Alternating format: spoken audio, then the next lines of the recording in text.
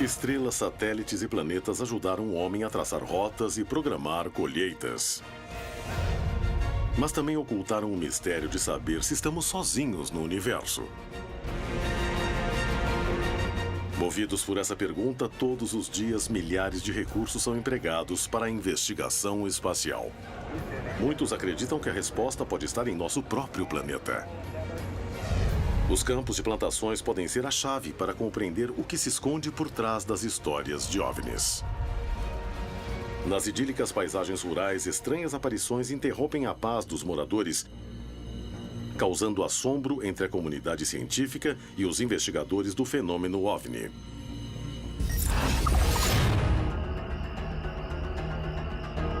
Em Buenos Aires, na Argentina, 7 investigadores estavam no campo estudando uma série de marcas no solo. Quando o lugar foi invadido por objetos luminosos que pareciam interagir com eles. Havia alguma relação entre as marcas e as luzes? Em Serra da Beleza, no Rio de Janeiro, Brasil, 2 homens viajam em direção a um estranho fenômeno. O que esse objeto fazia no meio do campo? Na região de Tlapanaloya, no México, surgiram 3 formas estranhas e complexas no solo. Um investigador resolve conhecer toda a verdade e utiliza métodos inovadores para descartar que foram feitas por humanos.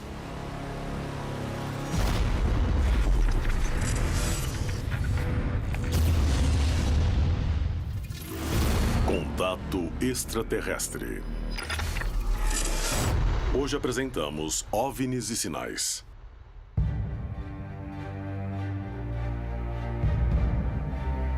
Para muitos, a presença extraterrestre ou de inteligências superiores ocorre há milhares de anos. Para outros, teve início em 1947. Seja como for, após mais de 70 anos, a pergunta que todos fazem é: o que querem?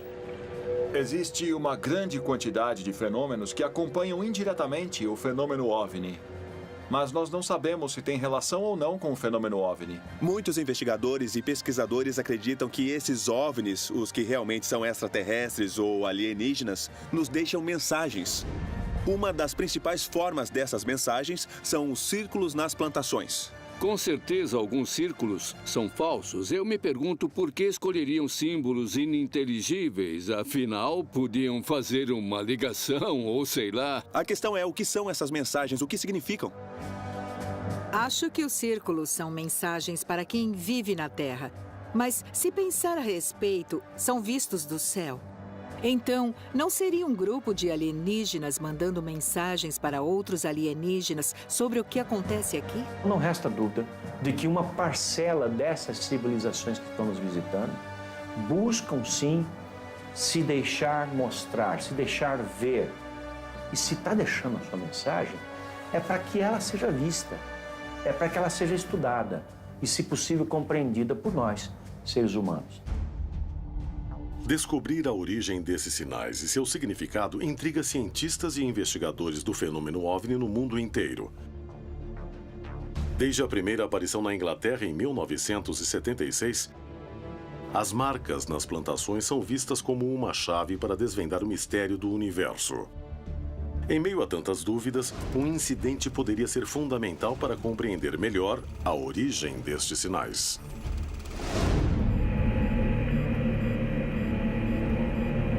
No dia 4 de março de 1986, 7 investigadores foram para a província de Buenos Aires, na Argentina, para estudar de perto uma série de fenômenos OVNI. A noite de vigília acabou sendo muito diferente do que tinham planejado. Em 4 de março de 86, foi mais um de tantos dias que íamos investigar no campo para ver alguma coisa. Mas foi um dia que ficou marcado para nós. Até hoje me lembro que foi o caso que mais me marcou e que me lembro como um encontro mais próximo entre o OVNI e o investigador. Luiz Burgo era um membro da FAO, um grupo de investigação do fenômeno OVNI que estudava uma série de relatos de luzes e marcas no solo. Seus mais de 15 anos de formação não o tinham preparado para imaginar o que ele e o restante do grupo estavam prestes a testemunhar.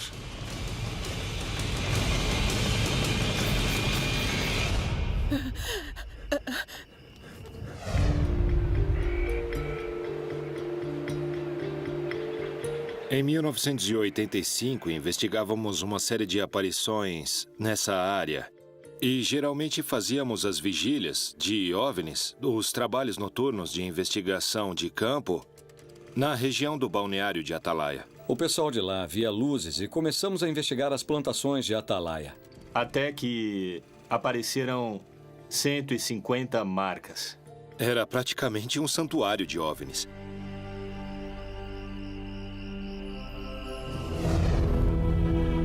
O grupo se reuniu no local combinado. No começo da estrada que chegava à plantação, onde haviam encontrado marcas no solo, cuja origem buscavam determinar. Nos reunimos, como sempre fazíamos, quando íamos até Atalaia para ver alguma coisa.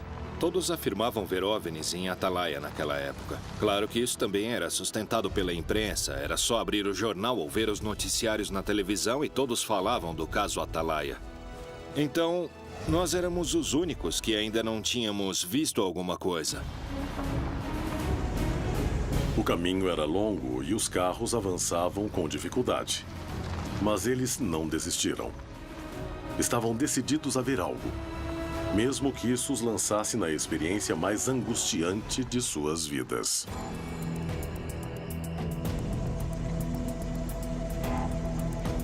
Nós fomos olhando e falando do fenômeno, querendo ver alguma coisa. Estávamos conversando normalmente, sem imaginar o que iria acontecer.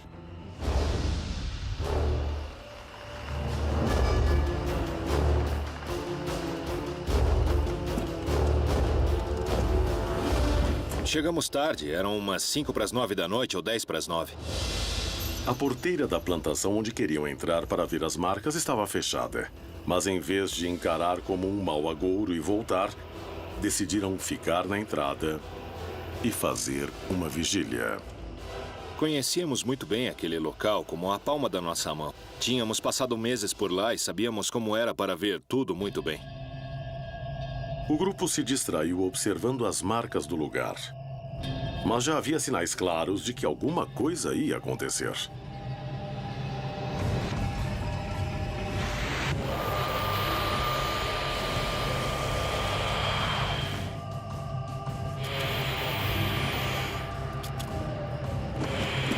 Logo que descemos dos carros, o Fernando falou: "Olhem aquilo."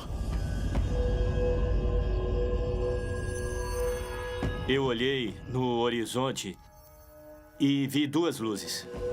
Nos viramos e lá estavam os dois objetos não identificados, praticamente em cima do vilarejo. Foi incrível. Uma coisa estranha. Não tinham forma, eram duas luzes, bem grandes, talvez um pouco menor do que uma estrela brilhante. E eles ficavam mudando de cor. As cores eram vermelho, verde e amarelo que mudavam. E o mais estranho foi que vinham do rio. E quando falamos para todos olharem, na mesma hora eles ficaram parados. Daí começaram a se movimentar juntos e girar entre si. Ficavam se cruzando. Às vezes parecia que era uma só, porque ficavam uma atrás da outra, como se brincassem.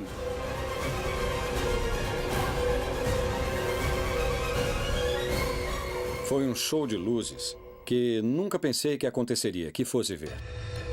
Eu queria que chegassem perto, porque eu não estava com medo. Então teve uma hora que eu falei para mim mesmo: nunca pensei que ia ver isso.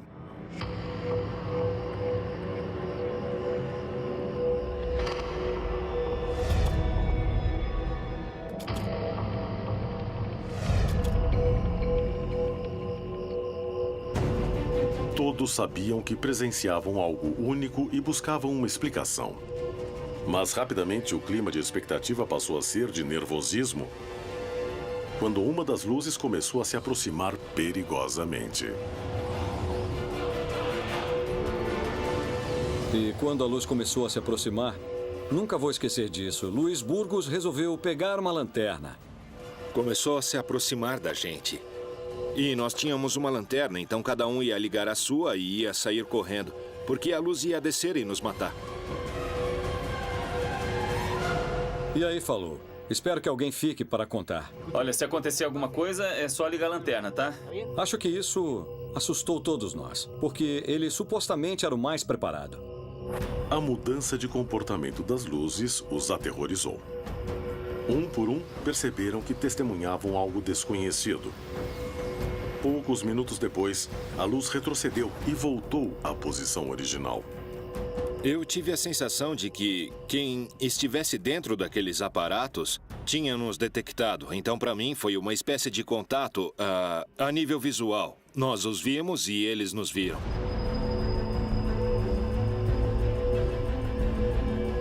As duas luzes avançavam e cada vez mais ficavam sobre nós. Eu ouvi o Burgos dizendo, se vierem, cada um corre para um lado diferente. Sem saber da origem e das intenções das luzes, uma pessoa do grupo decidiu ligar o carro em que haviam chegado. Queria deixá-lo pronto para partir caso fosse necessário. Mas suas ações teriam repercussões inesperadas.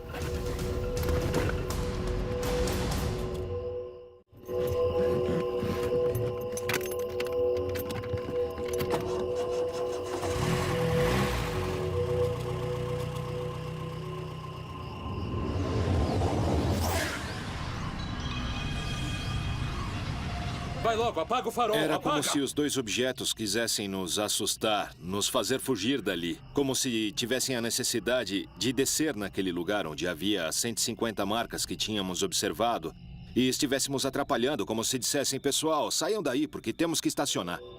Ficaram em cima de nós. E atrás tinha umas 150 marcas. Burgos disse, olha, se eles querem descer, eu não acho que vão se importar se estamos aqui ou se tem vacas. Eles vão descer e pronto. Depois de vários minutos, quando parecia que as luzes iam aterrissar em frente a seus olhos, de repente começaram a subir, se distanciando do lugar. Alguns acharam que o pior já tinha passado, mas estavam apenas começando a vivenciar algo ainda mais misterioso. Eu continuei olhando as duas esferas menores. E aquelas duas esferas que estavam brincando começaram a subir e sumiram.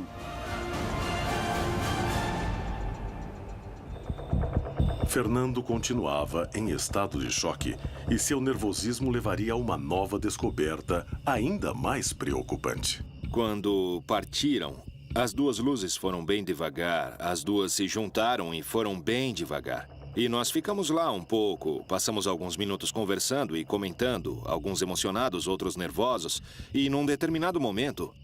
Meu filho gritou, olha aquilo lá. Os investigadores se tornaram protagonistas do caso mais espetacular que já tinham conhecido. No entanto, havia muito mais temor que alegria. O que poderia acontecer?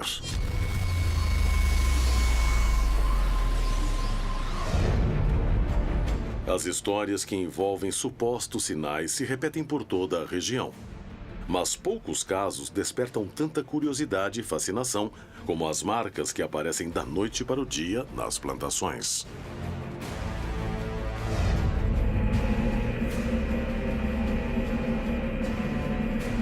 Há muitos anos, o mundo se pergunta qual a origem dos agrogramas. Os céticos garantem que são produzidos pelo homem. Mas quem acredita diz que são feitos por uma tecnologia que não pertence à humanidade. É hora de investigar qual é a verdade por trás desses sinais perturbadores. Na última década, esse tipo de marca tem aparecido em plantações da América Latina. Em Tlapanaloya, no estado do México, os agrogramas começaram a surgir em 2011. Estava no campo andando pela plantação e encontrei as figuras. Muito bem feitas. E não havia pegadas. Tinha aparecido um círculo na plantação de aveia. E daí eu pensei, quem é que veio até aqui para estragar a minha plantação?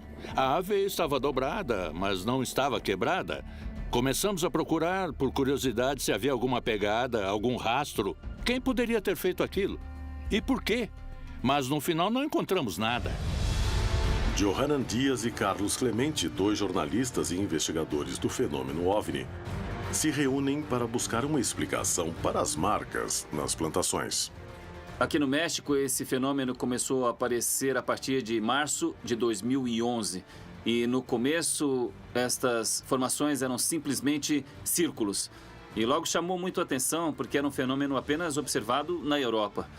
E depois, em 23 de novembro de 2011, foi quando apareceu essa grande estrela que a gente está vendo, repetindo as mesmas características da anterior. A planta não estava morta. A planta estava dobrada, mas com vida. E continuava crescendo. Era como se a aveia fosse penteada e também entrelaçada. Um ano depois, surgiu então um grande círculo que era rodeado de 16 triângulos. E o pessoal começou a se acostumar com esse tipo de fenômeno. Um dos elementos que mais chama a atenção nesse tipo de marcas é que as testemunhas dizem que aparecem de um dia para o outro, em absoluto silêncio.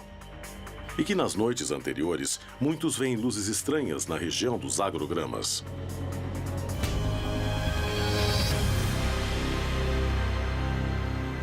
Johanan decide que é o momento de conseguir algumas provas e tentará fazer o mesmo tipo de marcas.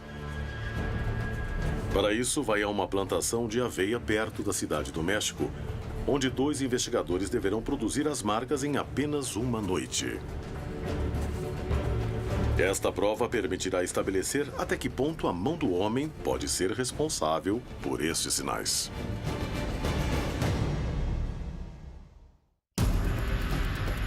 Na Argentina, um grupo de especialistas foi investigar um local com uma grande quantidade de marcas no solo quando foram cercados por luzes estranhas. Em Tlapanaloya, no México, o jornalista Johanan Dias tentará recriar um agrograma para comparar com outros que aparecem na região. Ele conseguirá encontrar a verdade? Em Serra da Beleza, no Brasil, um homem viajava sozinho por uma estrada quando se deparou com um objeto que mudou sua vida para sempre.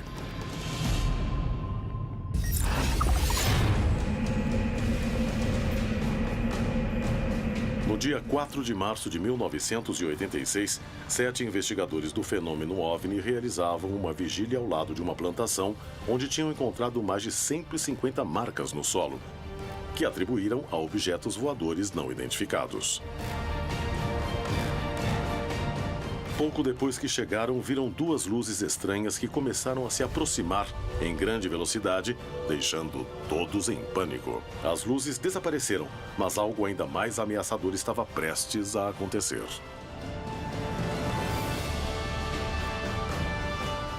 E apareceu uma luz forte.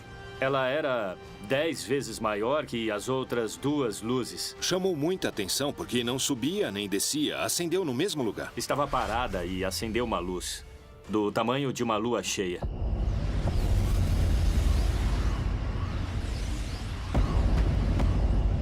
E eu vi que veio em nossa direção, de uma maneira ameaçadora. Branca, enorme e agressiva, como se fosse bater em nós. E aí o Rodolfo, que era um dos membros do nosso grupo, falou para nos jogarmos no chão.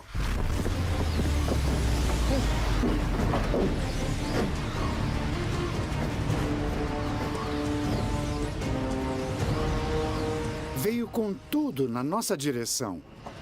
Ia pegar todo mundo. Não tinha saída. Todo mundo foi para debaixo dos carros e eu não. Eu queria que chegasse perto. Achei que fosse nos queimar. Me joguei no chão apavorado, achando que íamos desaparecer.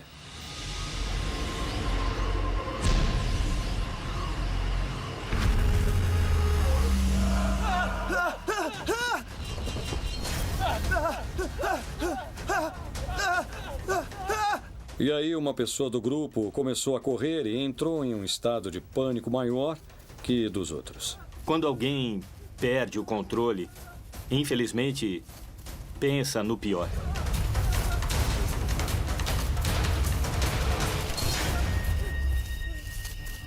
Enquanto Ana tentava acalmar Fernando, Avelino tentava tirar uma foto do que via. Era a foto mais difícil de sua vida. Foquei a câmera e quando ia apertar o botão, apagou. Eu ouvi Burgos falando, isso fez a luz apagar. E era verdade. Foram menos de 5 minutos. E o fenômeno chegou ao fim. A primeira coisa que Burgos falou foi, você perdeu a foto. E o que é que eu podia fazer? Não deu tempo. Não deu tempo. E apagou. Assim como apareceu, se apagou. Depois que a luz desapareceu, o grupo se reuniu novamente. Tentavam entender o que tinha acontecido. Chegamos à conclusão de que, quando chegamos lá naquela noite, o objeto já devia estar ali.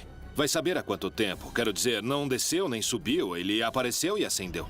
A luz havia desaparecido, mas pensaram na hipótese do objeto estar camuflado. E Avelino tirou uma foto, mesmo sem ver nada no céu. Quando revelei as fotos, no lugar da luz, apareceu uma esfera escura, que estava lá, mas ninguém viu. Isso nos deu a ideia de que, quando apagou a luz, o objeto se aproximou do grupo. Então nós ficamos a uma distância muito pequena, porque seria impossível ter captado o objeto, ainda mais com a escuridão da noite. Eu senti um medo do desconhecido. Achava que estava preparado, buscava isso. Mas quando apareceu, na verdade, eu não estava preparado. Depois dessa experiência, eu sempre olho para cima. Você começa a considerar algumas coisas depois. Se estavam tripulados, se havia alguém, por que veio para cima de nós? Um monte de perguntas que, depois, com o tempo, ficam na sua cabeça até o dia em que você morrer. A noite de 4 de março de 1986 ainda guarda mistérios que os investigadores não puderam resolver. Os acontecimentos dessa noite provam que estamos diante da presença de seres de outros planetas ou se trata de eventos explicáveis. Havia uma relação entre as quase 200 marcas que apareceram no solo e as luzes que apareceram naquela noite? O caso que ocorreu em Atalaia não é o único da região em que testemunhas encontraram marcas estranhas na Terra. O fenômeno dos agrogramas apareceu na Inglaterra em 1976. Desde então, essas estranhas marcas despertam o fascínio da população e intrigam a comunidade científica, que ainda discute quem as fez, com que finalidade, qual o significado. Poderiam ser produzidas figuras geométricas que nós, a distribuição espacial das figuras, seja qual forem os signos que retratam o significado deles. Quem os faz tem uma mentalidade e uma cosmovisão muito parecida com a nossa. Até onde é possível serem feitas pelo homem? Seriam algum tipo de mensagem? Eu não sei se há uma mensagem para a raça humana de extraterrestres. Eles são provocados por uma inteligência. Essa inteligência está deixando ali a sua marca, a sua pegada, o seu sinal. Será que alguma dessas civilizações quer se comunicar com a gente? Esses fenômenos estranhos começaram a se apresentar na América Latina. E assim como na Europa, aparecem de uma noite para outra. E as testemunhas nunca veem nada fora do comum, além das marcas. Além do significado dos desenhos, os investigadores se perguntam: quem será o responsável? Johanan Dias, jornalista e investigador do fenômeno OVNI, tenta recriar um agrograma. Poderá descobrir o que se esconde por trás deste mistério? Cosme, tudo bem? Prazer te encontrar. O prazer é meu. Obrigado. José Luiz, como está? É um prazer. Nos encontramos de novo. Perfeito. Bom, a ideia é tentar simular estas marcas que apareceram faz alguns anos para ver qual seria a diferença e se realmente são feitas por objetos voadores não identificados.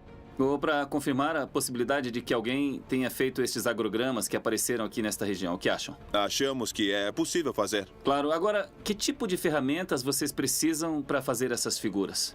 Olha, a ideia é usar uma ferramenta muito simples, sabe? Bastante prática e fácil de ser transportada. Para que ela não faça barulho, que ninguém perceba o que está acontecendo. A ideia seria utilizar um tubo.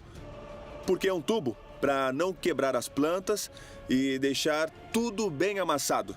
Como se estivessem penteando toda a área? Isso, e sem quebrar.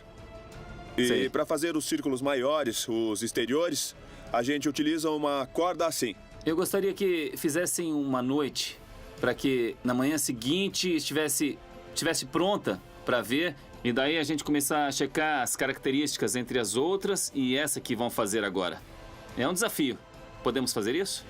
Os investigadores conseguirão fazer um agrograma similar aos encontrados anteriormente na região em apenas uma noite?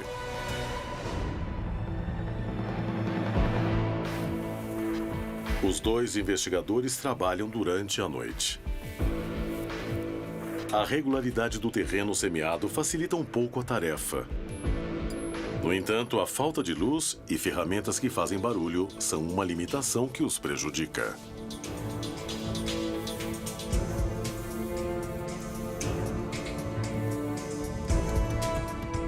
Nós decidimos fazer de uma maneira que fosse muito simples. Usamos ferramentas que deixem o mínimo de marcas possível e para fazer de uma forma mais portátil. Eu acho que nós vamos ter êxito. E no final, as figuras que nós fizemos se assemelham muito com outras figuras.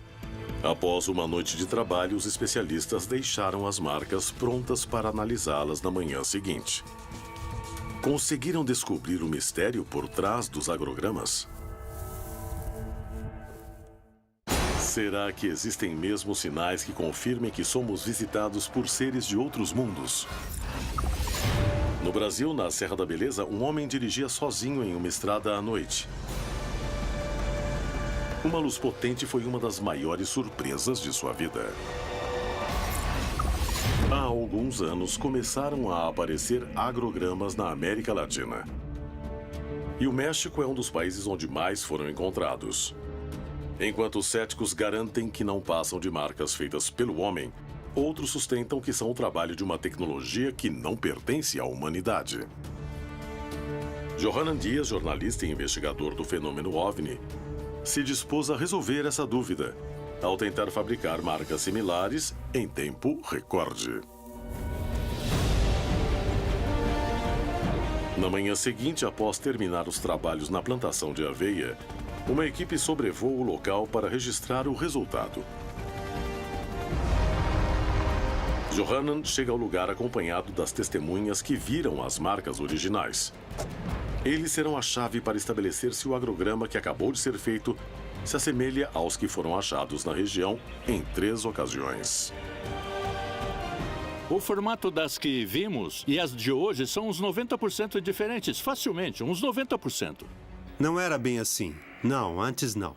Não é igual, parecido, mas não é igual. Não parece com o jeito que estava quando encontramos, sem deixar marcas. E aqui tem marcas e também estão quebradas. Não sabemos quem fez, por que fez e continuamos na mesma. As testemunhas acreditam que as marcas não se parecem. As plantas não estão dobradas, mas sim quebradas. Essa opinião é muito valiosa para a investigação de Dias. Johanan Dias encontra o jornalista e investigador Carlos Clemente para analisar as imagens aéreas do agrograma. E chegam a conclusões reveladoras. Parece perfeito. Quer dizer, não tem nenhuma diferença com os que apareceram antes na região. Na verdade, não há nenhuma diferença, porque de cima parecem praticamente iguais, né? Iguais, sim. Inclusive com muita simetria, não estão mal feitos. Isso vendo de cima. Mas quando eu fui ver de perto, não tem nada a ver. Tudo que foi amassado quebrou? Sim. Tudo? Tudo. Então a gente viu que as plantas quebraram. Também vimos marcas no terreno. E são figuras muito simples. É um círculo, ou seja, tem um centro e o círculo sai do centro, nada mais que isso. E outra coisa que as testemunhas disseram foi que em algumas das fotografias que fizeram, apareceram algumas esferas. E isso chamou muita atenção, porque a gente tinha as figuras, mas como fazer as esferas? O outro foi mais elaborado, não acha? Ele foi feito com as plantas isso não é uma coisa entrelaçadas. Possível. Como fazer as plantas ficarem algumas para a esquerda e outras para a direita, mas sem se entrelaçarem. Isso não é uma coisa possível. Mas eu acho que este desafio funcionou muito porque a gente conheceu mais sobre os agrogramas que realmente apareceram e os agrogramas que não tem nada a ver com esses objetos voadores. Agora tem um parâmetro para saber quando é feito por pessoas e quando não tem uma explicação, não é? Exatamente. Eu acho que deu muito certo e isso vai ajudar bastante. Johanan Dias conseguiu provar que a mão do homem é capaz de fazer este tipo de agrograma em pouco tempo e sem chamar muita atenção dos vizinhos. No entanto, a vegetação não ficou igual à dos outros encontrados na região. E não puderam evitar as marcas.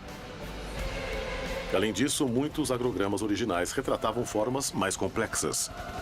Eram maiores e vinham acompanhados pela presença de OVNIs nas noites prévias e de luzes raras dentro das marcas. Estamos diante da presença de verdadeiros sinais deixados por seres de outros planetas? Ou se tratam de desenhos produzidos pelo homem? As plantações da América Latina são um cenário de estranhas situações que quebram a calma dessas regiões pouco habitadas. O que há por trás dessas manifestações? A resposta poderia estar nos milhares de testemunhos dos moradores da região.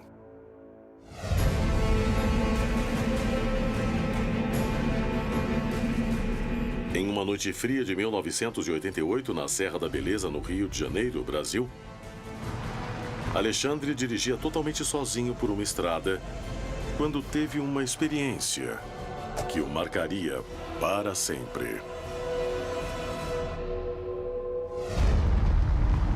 Alexandre trabalhava em Santa Isabel e todos os dias voltava para a cidade vizinha de Conservatória, onde vivia.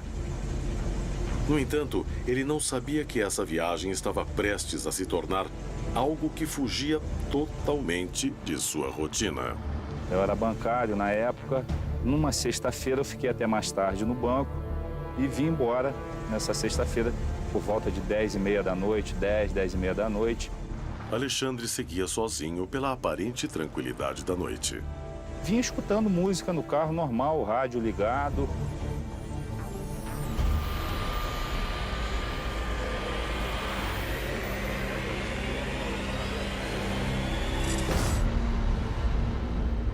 Vindo na estrada, eu notei no alto da serra aquela luz por detrás da montanha. É a Serra do Cavalo Russo, uma montanha de pedra e que essa montanha parecia ser a lua por detrás da montanha. A lua surgindo, né? Em vez de parar o carro, Alexandre abandonou o bom senso e começou a avançar até ficar frente a frente com a luz estranha. Quando eu cheguei na curva, notei que a lua não surgia por detrás da montanha. Então, fiquei olhando aquilo e parei o jipe. Era só como se fosse uma luz fluorescente, em cima da montanha. Até então, eu não tinha certeza do que era.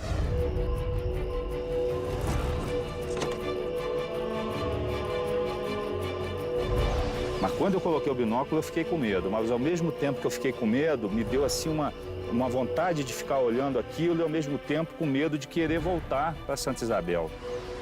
Alexandre não sabia o que fazer.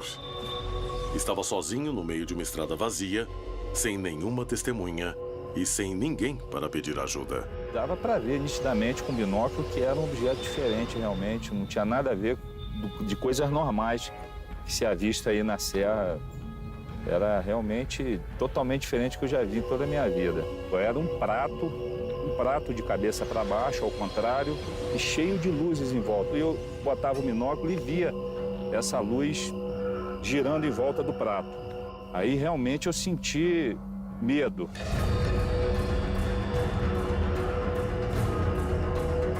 Fiquei observando o prato por volta de uns 15 minutos.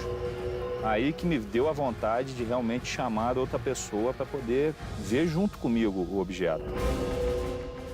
Alexandre conseguiu sair do estado de comoção em que se encontrava e tomou uma decisão. Resolveu voltar para Santa Isabel e procurar alguém que pudesse comprovar que o que estava vendo era diferente de tudo que conhecia. Rodei a cidade de carro, fui para lá, fui para cá e quase que eu não encontro ninguém, porque a cidade interior, depois de 10 horas da noite, não fica viva alma na rua.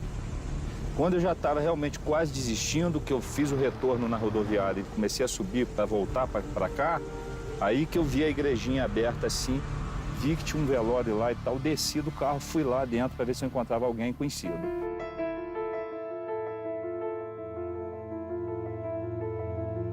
Era um velório de uma senhora que tinha falecido em Santa Isabel, devia ter umas 8 ou 9 pessoas. No velório, Alexandre encontrou Floriano, seu amigo e mecânico. Sem hesitar, foi até ele para conversar sobre o que havia acontecido.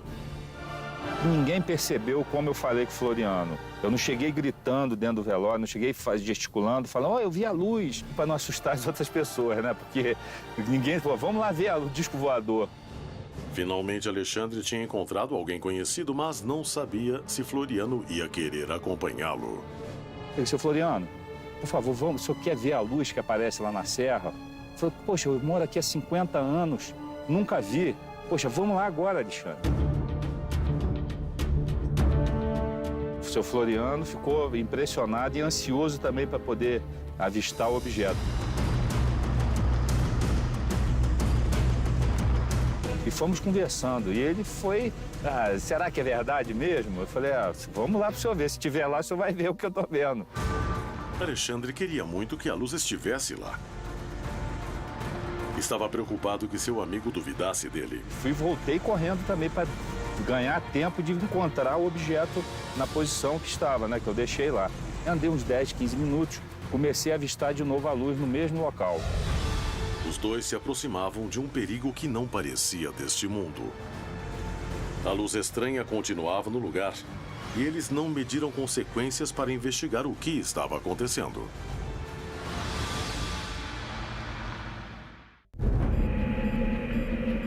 Alexandre dirigia sozinho por uma estrada vazia. Assim que viu algo que descreveu como um prato voador, decidiu voltar à cidade para procurar alguém para acompanhá-lo. Percorreu Santa Isabel inteira e encontrou Floriano, seu mecânico e amigo, que estava em um velório. Ele decidiu acompanhá-lo até o local da aparição. Mas eles não esperavam o que estava por vir. Quando eu cheguei no ponto de melhor visão mesmo, nós viemos já pela estrada e já deu para avistar alguma coisa, mas não dava para pegar o binóculo e ficar olhando com o carro em movimento, né? Ele já olhou e já ficou meio assustado. Regalou o olho desse tamanho, falou, mas não é verdade mesmo? Caramba, que isso, cara? Peraí, deixa eu ver. Aí, seu Floriano, mas não é possível que eu tô vendo e tal, vamos parar para ver. Quando paramos, é aqui que eu parei, melhor ponto de visão.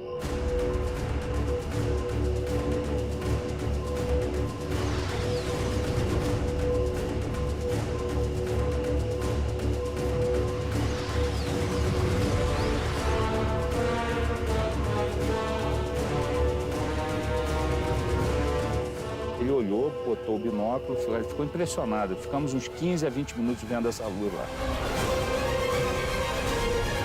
Nós notamos que o objeto não modificava mesmo, ele ficou parado, estático e aquelas luzes girando. Nós ficamos nisso daí uns 20 a 30 minutos, meia hora mais ou menos. Aí eu falei, sabe da coisa, vamos embora, vamos deixar isso para lá. O que adianta? O que nós vamos fazer? Nós vamos chegar próximo demais, não vai levar a nada também. Não tem como documentar isso. O tempo passava, o objeto continuava lá. E Alexandre tomou uma decisão baseado no que sentia. Daqui para frente eu não vou mais, Floriano, porque eu já tô com medo, não tô me sentindo bem, sei lá, me assustou. Aí o Floriano, faz o seguinte, então, vamos embora para Santa Isabel e lá você não vai voltar mais hoje para a conservatória, porque é perigoso, sim, a gente não sabe o que isso pode fazer. O temor que Alexandre sentiu foi tão grande que ele seguiu o conselho do amigo e resolveu não voltar para casa naquela noite. A experiência foi tão forte que não apenas decidiu não voltar sozinho, mas também mudou sua vida para sempre. Sim, privilegiados realmente de ter visto isso. Hoje em dia eu tenho uma outra concepção mesmo de disco voador, o que é realmente o disco voador, né? O OVNI. E se você observar, você vai ver sim alguma coisa diferente, se as pessoas passarem a observar melhor, né? Ao redor. As vastas terras pouco povoadas do território latino-americano guardam milhares de experiências como a de Alexandre e Floriano.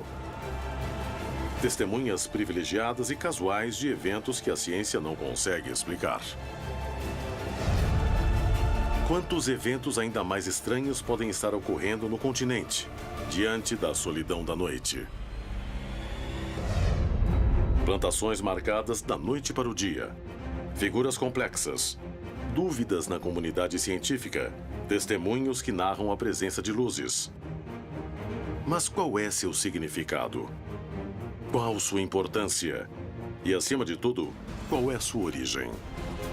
Os agrogramas são figuras misteriosas que costumam aparecer nas plantações. Eu não me atreveria a afirmar como são feitos e nem posso afirmar que são obras de seres de outros mundos. Para mim, são simplesmente um enigma. Não se tem ainda absoluta certeza de que esses crop circles têm uma associação direta com UFOs. Muito embora, no aparecimento destes círculos, se tem relato de que pessoas têm observado UFOs no céu. Todas as culturas do mundo, em diferentes etapas, quiseram se comunicar com os deuses. Agora, com as evidências encontradas em plantações, pode parecer que são os deuses que querem se comunicar conosco. Digo isso no sentido metafórico. Acredito que este é o problema da busca incessante de saber quem somos e o que queremos.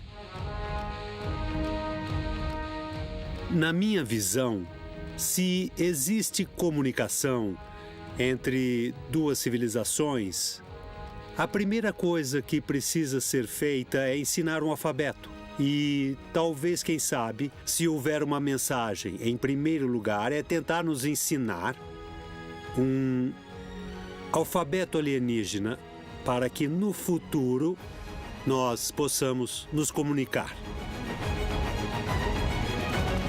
Decifrá-los, tentar entender o que eles significam, talvez seja tentar decifrar a mensagem de um grupo de civilizações que há muito tempo nos observa. Os agrogramas são um dos maiores enigmas que cercam o fenômeno OVNI. Estabelecer sua origem e significado desafia a comunidade científica. Estamos diante de marcas feitas por seres de outro planeta? Descobrir a verdade por trás das histórias de OVNIs pode ser a prova que nos permite estabelecer se estamos sozinhos ou não no universo. Algum dia o homem poderá dar uma resposta a esse mistério? Quantos eventos ainda mais estranhos podem estar ocorrendo no continente diante da solidão da noite?